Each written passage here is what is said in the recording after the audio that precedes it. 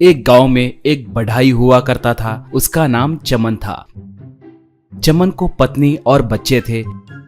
वो अपने घर के सामने ही कुर्सी, मेज और लकड़ी से तरह तरह के वस्तुएं बनाकर बेचता था।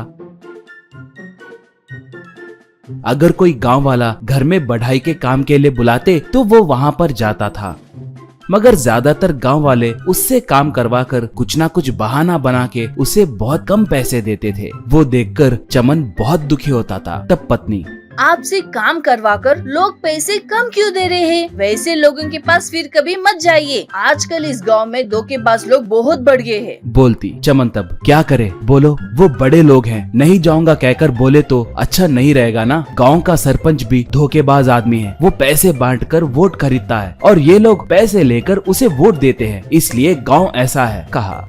चमन लकड़ी के लिए जंगल को जाकर सूखे पेड़ों को काटता था।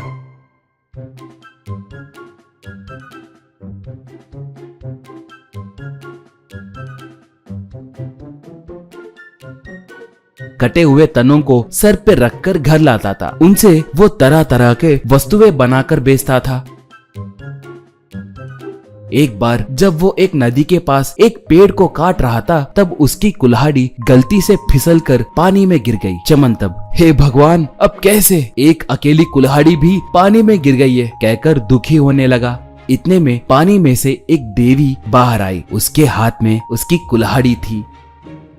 वो तब, बेटा चमन, मैं जल की देवी हूँ। तुम्हारे गांव वालों के पाप बढ़ गए हैं, इसलिए कल ही तुम्हारे गांव को मैं बाढ़ के रूप में डुबोने वाली हूँ। तुम्हारे गांव में एक भी जान से नहीं बचेगा। बोली। चमन तब, माँ, गांव में सब बुरे लोग ही नहीं रहते ना, मेरे जैसे अच्छे लोग भी होते हैं, उनके जान लेना कैसा न्याय है, कहा। देवी तब, सच है, इसलिए मैं उन जैसों के लिए एक मौका दे रही हूँ। तुम अच्छे लोगों के लिए एक नाव बनाकर उसमें थोड़े घर बनाओ, उन्हें उसमें चढ़ाकर बाढ़ कम होने तक उसी में रहो, तब आपको कुछ नहीं होगा। बोली। चमन, माँ, उतना बड़ा नाव बनाना बहुत मुश्किल होगा, उतने पेड़ मैं अकेला नहीं काट सकता ना, कहा। देवी तब वो कुल्हाड़ी चमन को देकर, मैं तुम्हारे कुल्हाड़ी को मायावी शक्तियाँ दे रही हूँ, ये खुद ब खुद पेड़ों को काटेगी। तुम्हारे नाव पे चढ़ के जान बचाने वाले लोग निस्वार्थी होना चाहिए, इसीलिए उनके पास मौजूद सोना और पैसे सब एक दान पेटी में डालने के बाद ही उस नाव में चढ़ने दो। वो दान पेटी उस गाँव में ही रहना चाहिए, कहकर पानी के अंदर गई। चमन उस कुल्हाड़ी को हवा में छोड़ते ही वो जाकर पेड़ों को काटने लगी।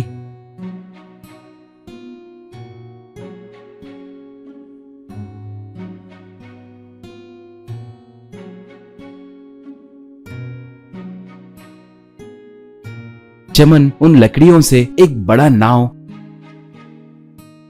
और उसपे घरों को बनाया।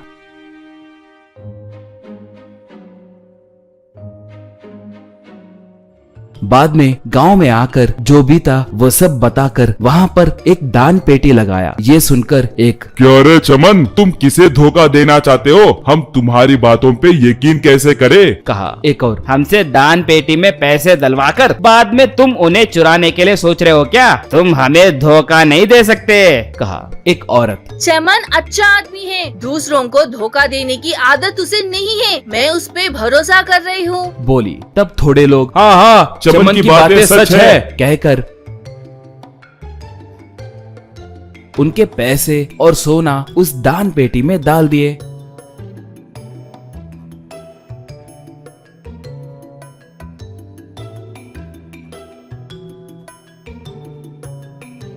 तब एक अपने मन में, पागल लोग, इनके जाने के बाद मैं उस दान पेटी को चुराऊंगा, सोचा।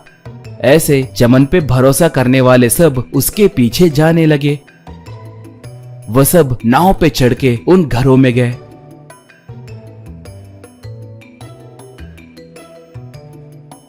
उनके जाने के बाद थोड़े लोग दान पेटी के लिए झगड़ने लगे। इतने में भयानक तूफान आई।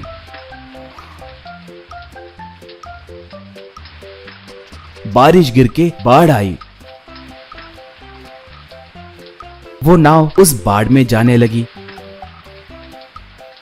पानी गांव में आकर वहां पर बचे लोग उसमें डूबकर मर गए।